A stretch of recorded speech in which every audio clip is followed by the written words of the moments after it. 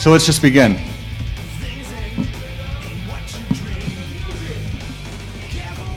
You don't like the music? Can somebody make me more important than the music? Very good.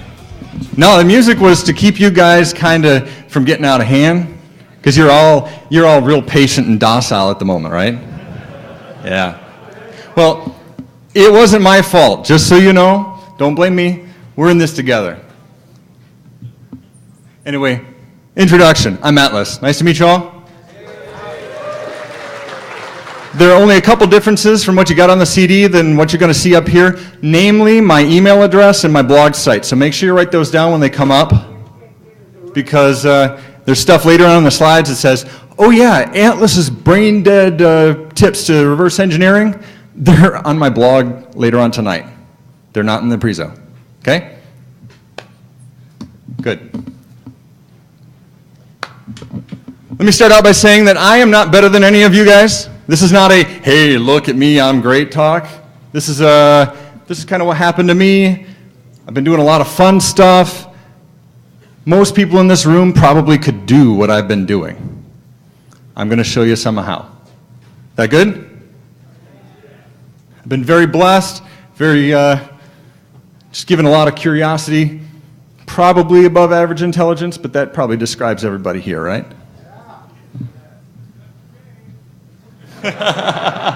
Except for the one guy in the back. All right, here it is. Write it down. Atlas at ratboy.com. I'm sorry, r4780y.com. The blog site, atlas. Yada, yada. A little bit about me. I was expecting to have a traveling microphone here. I like to move around. This is good. All right. A little bit about me.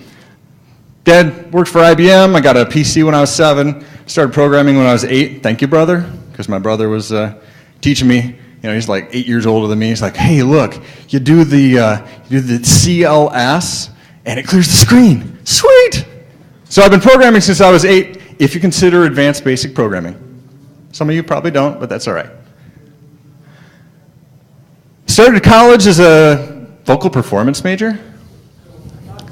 You should have been gone! Anyway, you probably should have been before that. Hit pre-med before deciding that I had run away from my first love long enough. Got my bachelor's degree in computer science. Again, something you guys could have done, just something that I chose.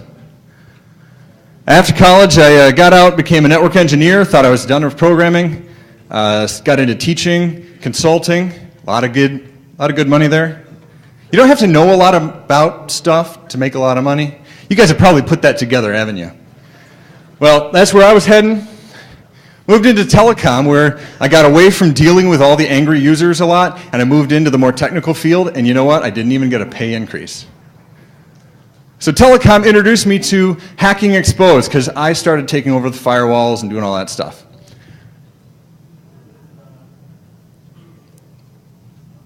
After I'd been telecom a couple years, my boss says, I want you to go to SANS. And I want you to think outside the box. Don't think about telecom. Think something else. I said, Hacker Track, dude. Must be.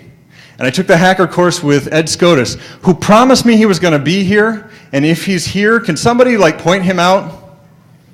And if he's not, everybody boo him when you see him later. His wife is pissed. So if you go check out the CTF, you'll probably know where to find him. Anyway, good friend of mine now, he was a mentor. Capture the flag, according to his teaching, was very different. So when I saw Defcon say, hey, we got this capture the flag, I'm thinking, dude, I know Metasploit. I know Nessus. I can find the vulnerabilities. I can go download some script. I'm in. All right. So I signed up really, really naively. Actually asked a bunch of guys to join a team, but that's a long story. So about June 3rd is when pre-qual started last year. Probably some of you guys knew that. June 3rd, I had forgotten. I said, okay, I got an email from these Ken Shoto guys that says 10 o'clock tonight, I'm supposed to be doing something. Oh my gosh. We had visitors coming in from out of town, like 4 hours away. I had just adopted a little baby. Those are my kids. I'm a happy father. And we'd adopted like a week and a half before. So I've got the screaming baby. We got her out of the hospital. Not a good thing. So I was already used to no sleep, though. So sleep deprivation was good for my hacking career. And but I was limited to about midnight to about 5 in the morning. How's that baby's daddy? You and me gonna rumble. You can't have her back. To make matters worse, all my buddies that I said, hey, let's go be a team, they didn't show up. Ken Shoto very nicely said, we'll give you the individual status so you can keep hacking. So briefly, hey, who here, show of hands, who's done Nessus and maybe some Metasploit, download some code and exploit machines? Excellent. Who remembers the first time they saw a C prompt on their Linux box? Oh yeah, that is one of those turning points in life.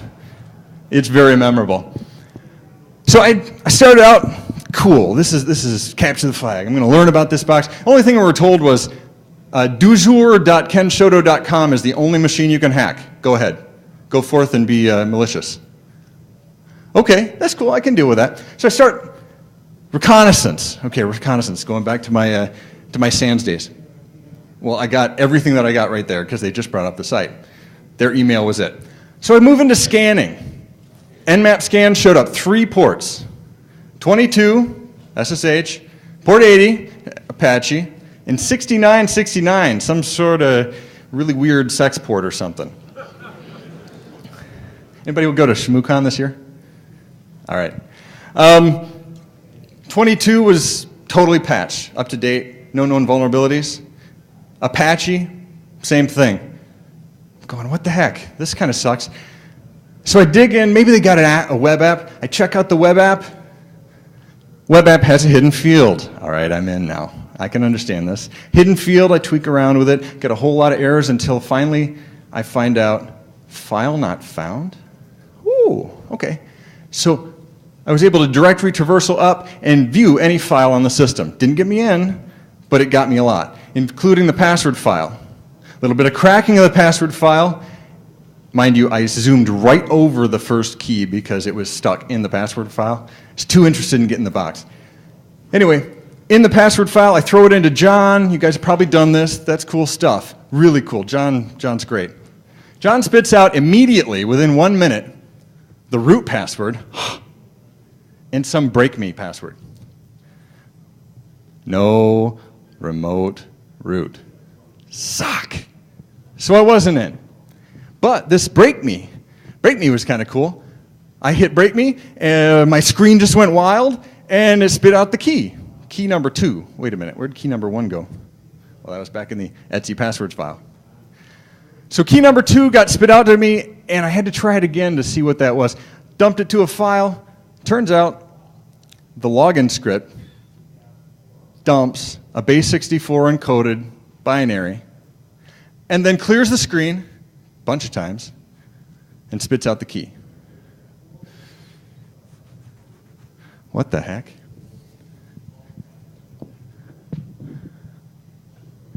Unbase64ing it, you know, the Perl, what is that? Use the base64 MIME thing and spit out a binary. I run file on it. Most of you guys here with security expertise, maybe in forensics, you know what file does. File spits out, oh my gosh, it's an ELF32 binary. That's kind of scary. Okay. I'm trembling. I do strings on it, and I see protocol failure. Oh crap, and I remembered back during my initial scanning this port 6969, when I hit it wrong, it spits protocol failure. Oh. To quote one of my favorite lines out of Speed, oh darn. So at that point, I was in mental surrender, dude. Is like, I have never considered writing a binary exploit. Never. That is the realm of the gods, so I'm here to tell you it's not. Okay? Most of you could probably do it. Some of you probably have. So, you know, no disrespect to you guys. I had tons of fear, uncertainty, and doubt, and it was well-founded because I knew nothing. I was way out of my comfort zone. All I remembered was stuff from my forensics exam that taught me about objdump and read elf and a couple others that I just started poking around, which is, of course, the next slide, sorry. And then, of course, I find a new hope. I thought, I can do this. They're expecting me to do this. I better give it a shot or I'm just going to give up and go crawl in a hole. I had been reading a book that my in-laws bought me called Hacking, the Art of Exploitation. Who here has that book? Excellent book. Excellent book. I got bored and I quit reading it at page 20 because it was basically recap. It's all theoretical. When I went back, I found page 23 is when they get into writing buffer overflow exploits. Could have already had all this knowledge. So I start reading like crazy, and I learn, oh my gosh, I can do this. Got on my Linux box. I was able to write an exploit. Sweet. Also found a paper on Exploit X on writing remote buffer overflow exploits. Very different game, because then you got the whole network thing involved. But the thing that got me through it was sheer simple determination. I was looking really desperately for a good picture. I liked the bear.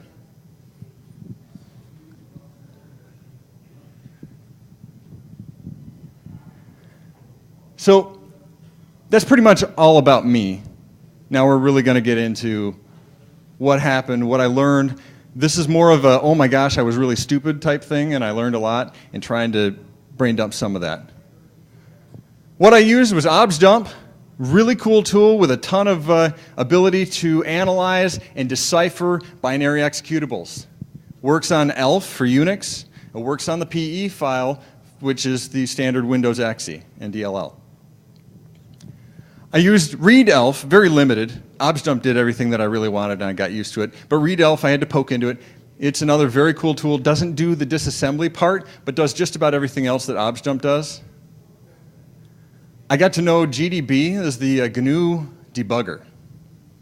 I remember a long time ago copying and pasting stuff into debug for the DOS and Windows machines to hack up DOS exes. GDB, wow. If you talk to people in the industry, they're going to say, yeah, it's a piece of crap. And indeed, it has a lot of weaknesses, but it helped a lot, and it taught me a lot. I worked with ktrace and kdump, which is the kernel hooker. As a program will talk to the kernel to make calls like read and close and printf and all that stuff. This sucker intercepts it and spits it out in a format that you can make some logical identification out of. And now I wrote a tool called disass because I wasn't happy with what objdump spit out, especially for some binaries. I wanted to know more. And I wanted not to have to go through and manually do more. It's not an excellent tool. It helps me out. And in my release of the utility belt, which you guys will find on my blog later on too, you'll find disass. Lots of fun. So we'll run through the tools just a little bit. Can any of you read this? Sorry. I'll summarize. This is objdump, the help output.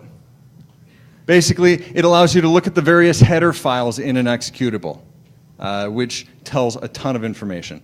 It allows you to disassemble the text or all sections. Anybody done assembly in here? Good. You'll like it better than the rest of you. If you don't know assembly, there are tons of good books out there. I could probably hook you up with some interesting stuff. Reverse engineering of a binary that you don't know, you've really got to hunker down and learn your ASM. Objdump also spits out relocation points. So in a file, you've got everything laid out in a very different fashion than it's going to appear in memory. And some of the stuff that's copied into memory, you want to call it by name. The computer knows it by number. So the relocation points allow you to basically do a DNS lookup on these locations. Objdump-D, you probably can't see that either. You can read it on the PDF that you got on the CD. This is the very beginning of the disassembly for the bash shell.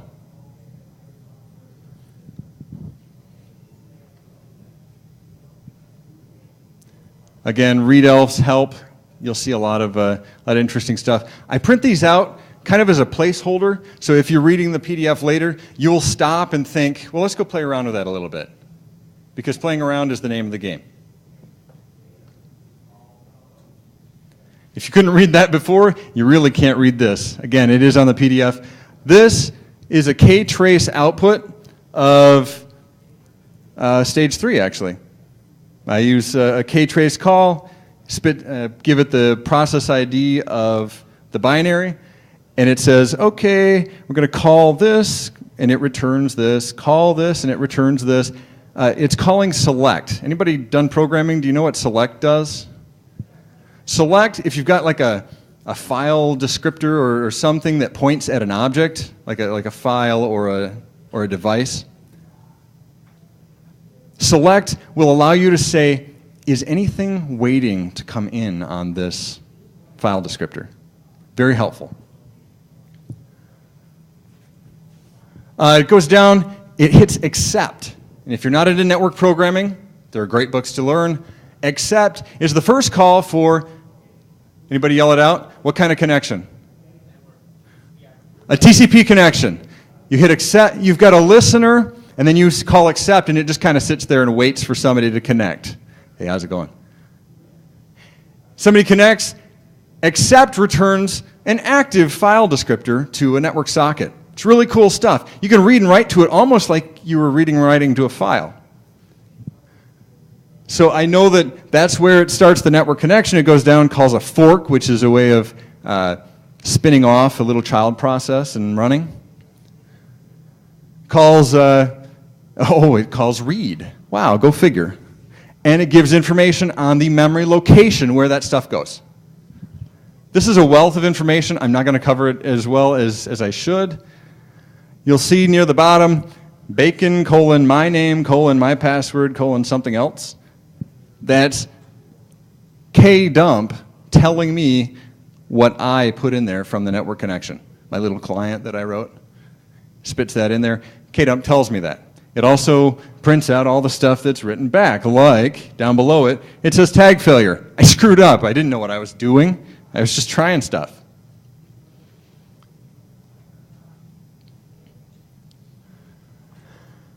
So I made a conscious decision. I'm going to work this until it kills me or until I get it. So I bring up BSD on VMware. Run the stage 3 binary, which used to be called binary in the previous slides. I renamed it to stage 3. Ran it with 6969 because it wants a port number.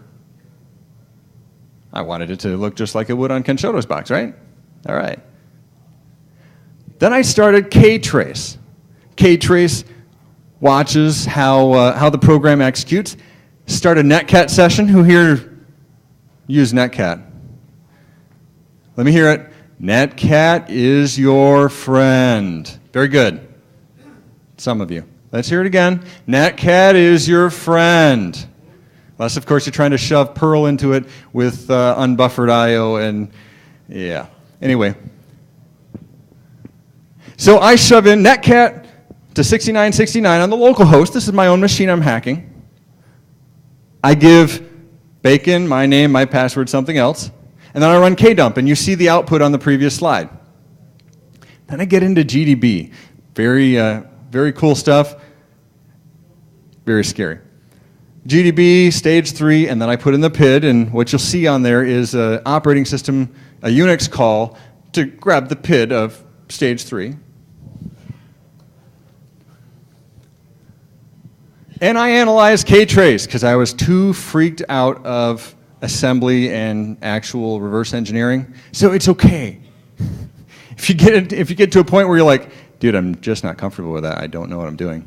That's cool. That's fine. Do something. Keep going.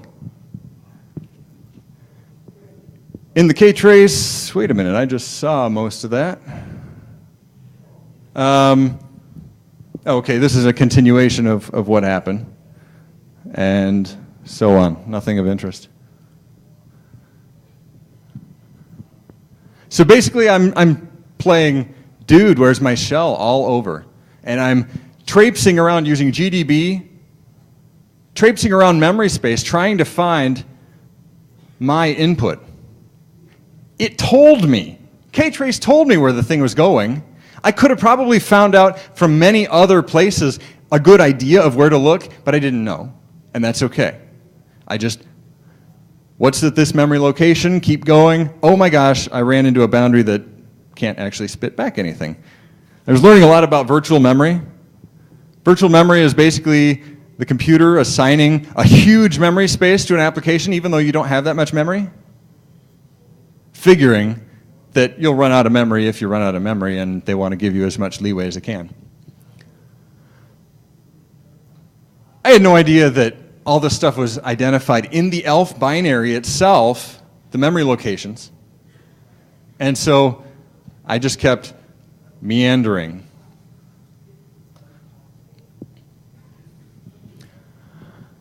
objdump-x would have told me a lot of what I need to know. And so I'm going to share with you just a little bit about what it means. Objdump-x means dump all header information. Not just this section, not that section, all of it. It's broken into 4 parts. Whoops.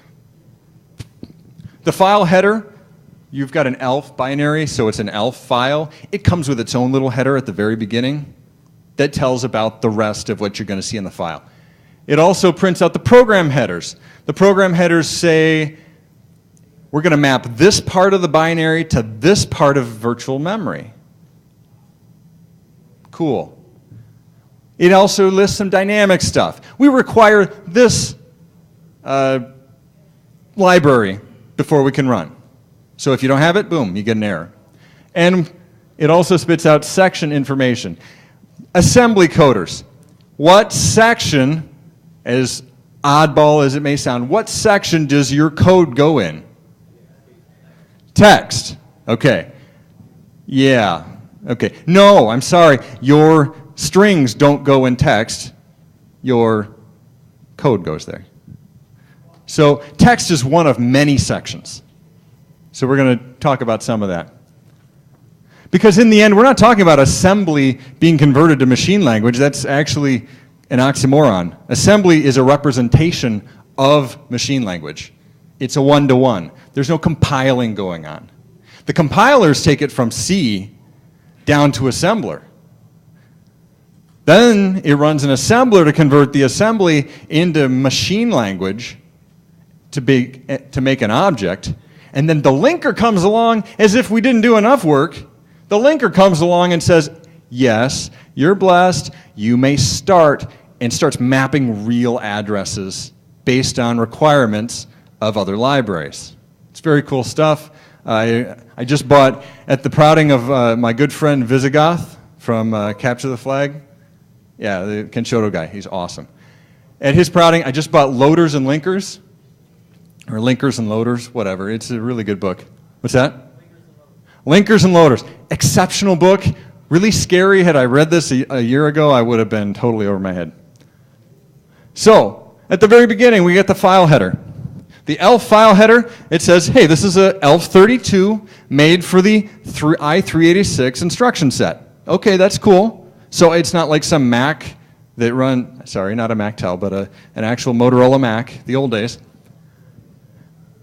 It has some of the things that it can do and a starting address. So after the loader stuff loads from the file into memory, it drops the instruction pointer into this location. Kind of like in Demolition Man, you know, they had him all filled up with that really weird goopy stuff, naked, kind of scarring me. And they drop this one little blue thing. God only knows what it is. Boom, hits, and everything happens. That's the starting address here. The program headers, you'll notice, overlap. There is some, they encompass each other. You'll notice on the left-hand side, there are different types of program headers. I don't want you guys to be afraid here. This is like part of the visual effect.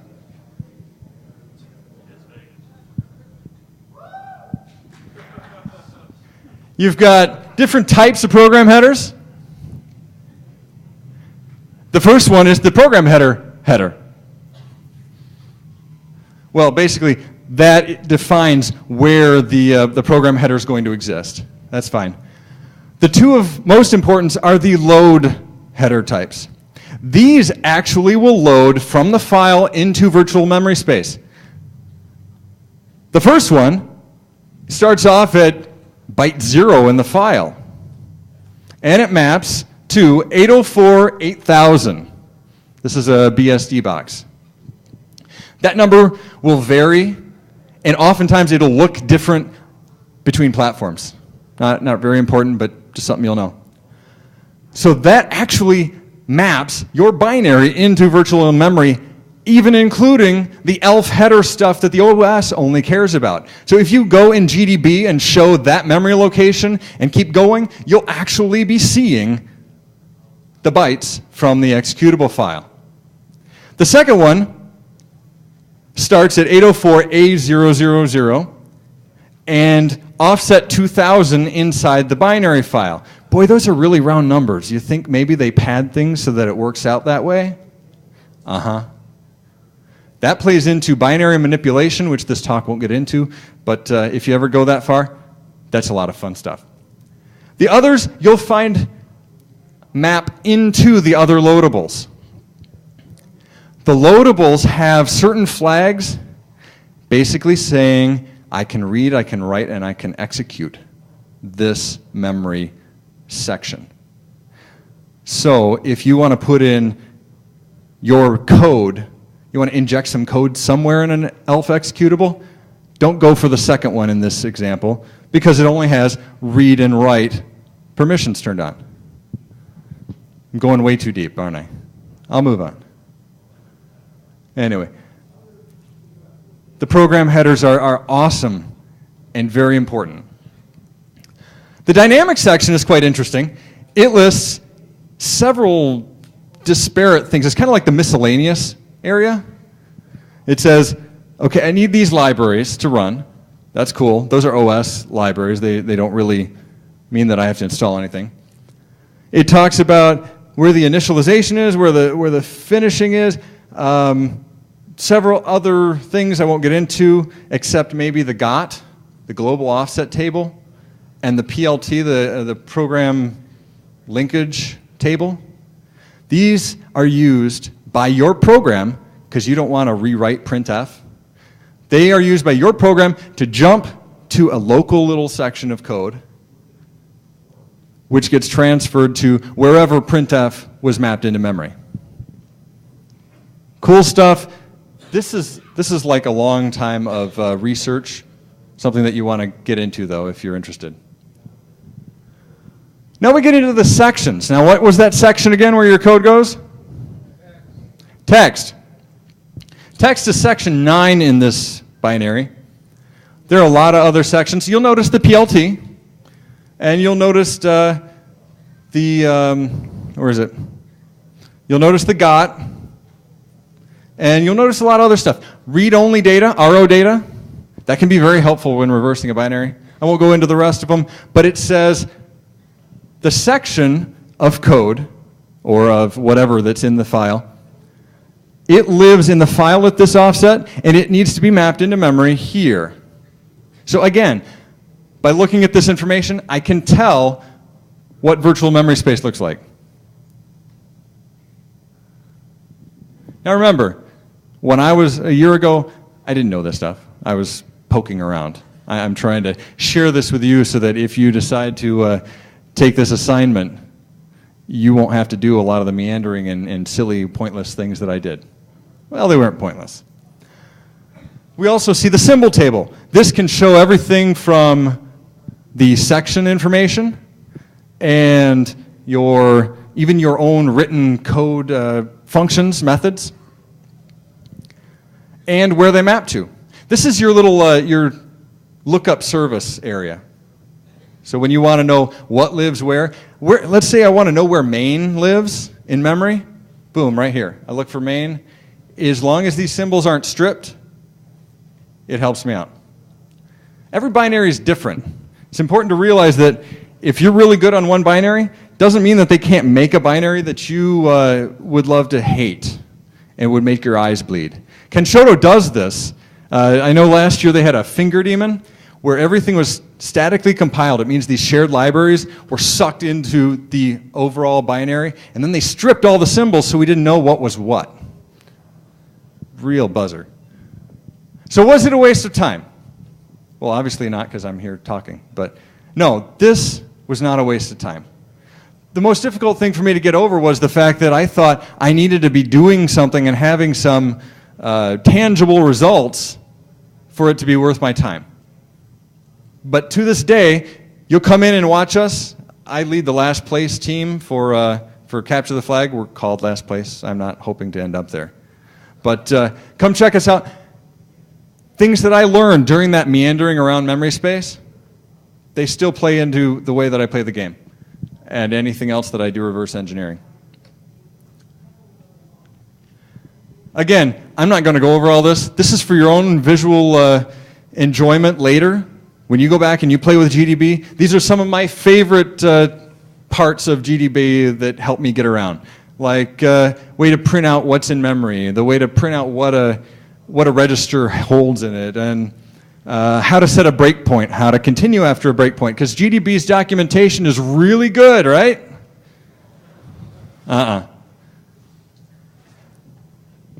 Also, you can set up memory locations you want to be spit out at you every time you stop, after every instruction, or after a breakpoint, and that can be set up using the display. Just some really good stuff. Get into GDB on your favorite binary. Just plug this stuff in. Do a help on it. Help info, help display, help NI.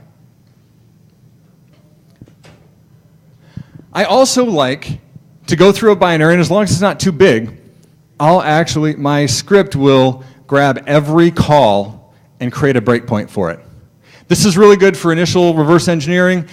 I just hit continue, and I get to see what points in memory I'm stopping at for, basically watching the logic, and I'll sit there and I'll look at my dead listing, which is the disassembly, and I'll watch what the program's doing as it runs. I'll also start out with some very basic display settings, which show me EIP in the surrounding area, ESP in the surrounding area, that's the stack pointer. EBP, which is the base pointer, they both point to the stack, but they give me a good idea of what's going on the stack memory. It prints out several registers. This is what I use. You can make your own. You can download them as well. So from that point, I went into pseudo-fuzzing mode. I really cringe to call what I was doing fuzzing. It was not anything elite, but I start throwing data at it. Basically, I was running Perl, piping it to netcat, and seeing if I could break this thing. And I did. But, yeah, later on, it didn't work out so well. Metasploit, I was strapping my Perl code, which is very minimal, a Metasploit exploit, which is Perl, or it was. I'll have to learn Ruby now if I want to use it, I suppose. I took a Perl, or a Metasploit exploit shellcode, shoved it into my Perl program, which then was shoved into netcat. Pretty kludgy, but it works. Kinda. And here's how it didn't work. It's very important when writing a network exploit to run a sniffer. Why? Any Perl coders here? You can admit it. Perl's great. The very first line here, $pipe. Well, depending on, this is a variable, okay, $pipe. Depending on what the value is, your program may or may not use buffered I/O. Why is that important? Because if you do multiple line input onto a binary over the network, you may want to give the service a little time in between lines, because otherwise it may not work real well. Buffered IO was saying, okay, I'm going to wait until you get to this much data before I send anything, or until you close it. So I was sending the first line and then waiting a second, sending the second line, and it waited until I sent the second line to send the first line. So you want to run a sniffer while running a remote exploit. I ended up, because I didn't really realize what I was doing, I was still learning Perl at the time. I ended up just rewriting using Perl network code instead of piping it to netcat, because I really needed that delay. The binary couldn't handle just shoving stuff down it. This will show up better in your PDF too, sorry. This is output from disass. This is the disassembler that I wrote. Nothing great. It actually just harnesses objdump to grab all the information that it can out of the binary, write up some tables, and spit out basically a more human understanding of what's going on. For example, for those of you who can read this, down to a call, the very first break in the upper section is a call. And it says call to, and on this one it actually says except in the PLT, which is shared library. The first time I did that, I don't know what I had wrong. It didn't tell me what it was writing or what it was calling. So disass spits out calls to the got table except. So I'm going to run through, try to just listen to me if you can't see it. Believe it or not, I wasn't expecting this many people. I thought maybe half of you. So thanks for coming. So we hit the accept. That's the first call. When we come back from accept, what do we have? We've got an active socket, one that's been initialized, and we got this two-way communication, the TCP three-way handshakes taking place, all that good stuff. A little bit farther down, it says, okay, call this child request subroutine. It's just a handler. So we jump into the child request subroutine. That's the third section down on the right. And child request does the little initialization routine. Every subroutine starts out with push ESP onto the stack, push EBP onto the stack, and then move the stack pointer into the EBP. So what we did is we've created a new frame so that this stack area, it belongs to the subroutine. It's really cool. Very intelligent people made this up. The same very intelligent people, by the way, that decided to grow the stack down so that when we start putting in stuff in a buffer, we can overwrite stuff lower on the stack, like the return pointer. So in here, we call memset. Memset just basically clears out the memory space, says, oh, stick a 0 here, a null. And then we call authenticate. Well, authenticate just goes through and it takes in the user ID and password that I handed in and checks it against my user ID and password on the Unix system. Pretty cool stuff. There was no vulnerabilities there, though. I'm skipping it. Comes back, and it calls to a write, moves down and accesses input buffer. The thing that I want you to pay attention to here is right here. Disass, this is like my brainchild. I enjoy this very much because it caused me great excruciating pain before I wrote this. Disass goes through a subroutine, looks for local memory calls and calls to parameters that are passed in, and it spits them out here. Sorry, it's hexadecimal. This is a signed hex number.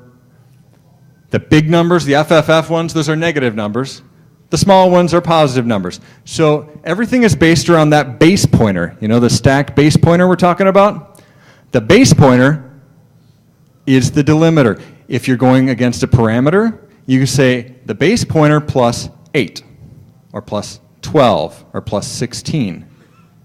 If you're talking about a local variable, the base pointer minus whatever that converts to, and you know what, I don't really care. I do it in my head sometimes. What's most important here is that disass tells me that between here, this variable start, and the next variable up, which is below it on the stack, is hexadecimal 40C.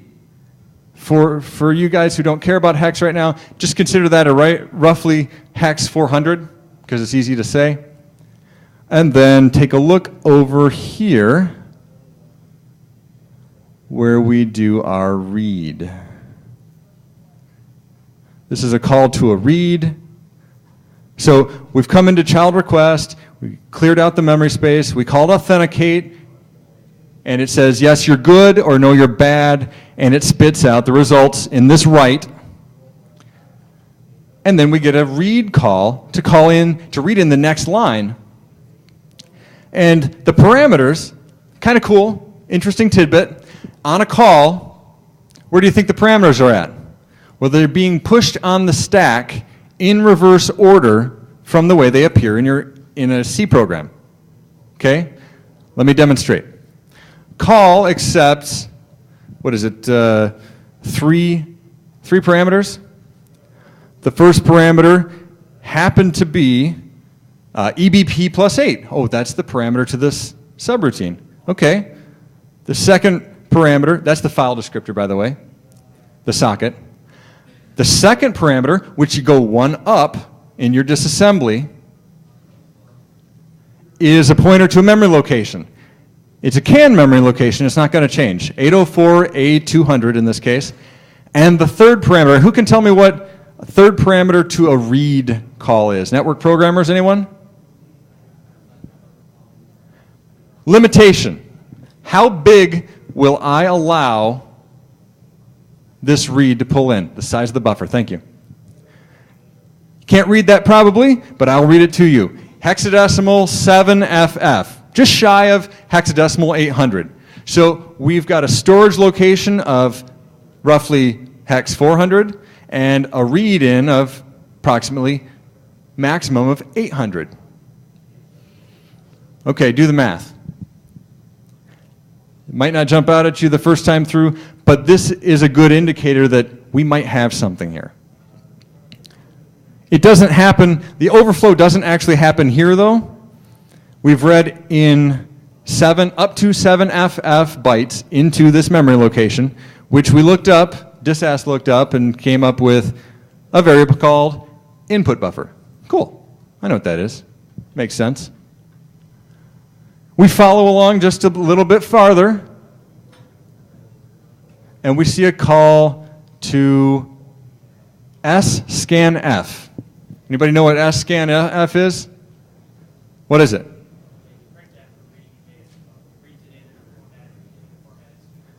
It reads, it's like a formatted read. What is the scanf for? String. We're not reading from a keyboard. We're not reading from a file descriptor. We're reading from a string. So what do? Our parameters say, well, our input string is 804A200A. I know that's input buffer. Our output is 804.9C0A, and we've got some EAX, which actually is just a pointer to a memory location inside the local sub. Oh, wait. Do you think that might be the memory location of that's like 400 bytes long? I think so. Let's double check. That one is called FFFFFBE8. Thanks for staying as long as you guys did. I enjoy your company. And this is, oh wait, load effective address, that's the assembly, FFFFFBE8 before EBP.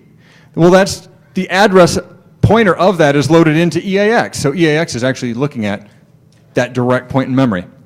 So we read in this input buffer using scanf, looking specifically for the word bacon, which happened, little trivia, a lot of the Kenshoto guys, before they became Kenshoto, actually did a CTF team there called Bacon.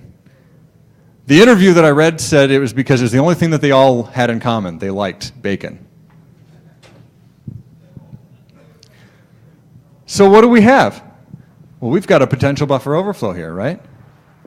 Why? Well, we take a string in that can be, for lack of a better word, 800 bytes long, hex. And we shove it into a buffer that could be 400 bytes long, hex. Well, yeah, but it's scanf. We're like formatted. Yeah, but scanf will peel off, what, 6 bytes? So clearly we've got issues here. This is the buffer overflow. Once overflowed, you keep writing, and you overwrite, first of all, whatever's between that variable and the base pointer. You overwrite the previous frame's base pointer because that lives right at the base pointer. And then you overwrite EBP plus 4. You won't actually see EBP plus 4 mentioned anywhere in the code. Why? Well, because EBP plus 4 is the return pointer. It always is. That's just the way that this works. You know this because at the end of a subroutine, if you watch the leave and the ret function, and I recommend that you do this. Holy crap. Okay. I was just giving the warning. It's time. Wow, we got to go. Anyway, you overwrite the return pointer, and hopefully the subroutine keeps going. You may have to actually manipulate what you stick in there to make it so that it's sane until it gets to the ret. When it gets to the return, it reads that in, and EIP, the instruction pointer, gets redirected to wherever you want it to go. Fun, fun? Very cool. I'm going to slam through a couple more slides. This is using my favorite GDB display variables. So I'm doing 32 of these little 4-byte segments, starting with ESP. So this is ESP, blah, blah, blah, ESP plus hex 10, hex 20, hex 30, hex 40. Meanwhile, EBP minus 92. Well, why did I do that? Because I know that EBP is now going to be right here. Every time, EBP is right there. Why do I care? Well, because a lot of stuff that's in front of EBP I care about, because that's local variables, right? That'll show up earlier. A lot of stuff that shows up after I'm very interested in, like this, which happens to be the return pointer. And when I'm done running the exploit, here's my 90s, not sled anybody? Hex 90. Here's my shellcode. Actually, sorry, the shellcode started back here somewhere, actually. I overwrote, here's the return pointer. Starting, boom. Well, that's where the return pointer is supposed to be. What I ended up shoving in made it to the end of the subroutine. They called leave, which moves the base pointer, stack pointer magic, and then return starts execution of my program.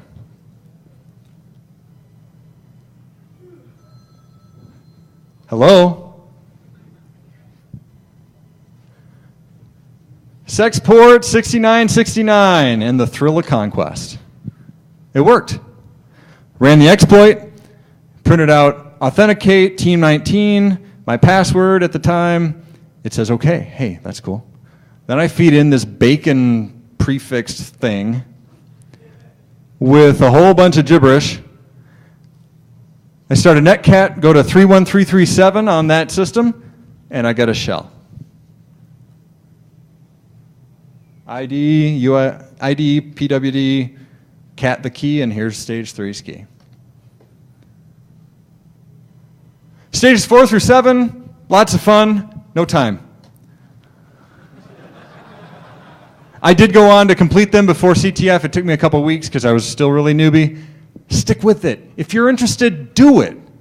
This is not the realm of the gods here, guys. This is the realm of curious, determined people like you and me. And the more of us that can do this stuff, the more secure or insecure the world will be. But it'll be you making the decision, not other people. So what's going to happen to me?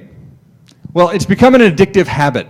I average 4 to 5 hours of sleep a night and have for the last year.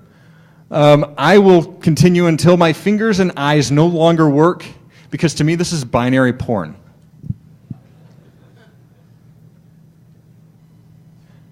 I'm not going to go through this stuff.